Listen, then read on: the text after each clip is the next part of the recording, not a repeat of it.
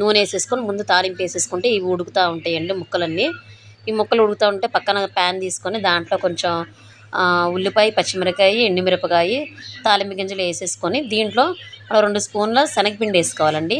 2 స్పూన్లు లేదంటే ఒక 3 స్పూన్స్ మనకి ఎంత కన్సిస్టెన్సీ ఎంత కావాలో అంత వేసుకొని వేయించుకోవాలి. తర్వాత ఉప్పు, కారం, సాంబార్ పొడి ఇవన్నీ వేసేసుకొని పెట్టుకోవాలి. ఇంకొక సైడ్న ఏంటంటే ఇవి ఉడుకుతూ ఉంటాయి కదా మనకి ముక్కలు, దాంట్లో మనం చింతపండు కూడా వేసేసుకోవాలి.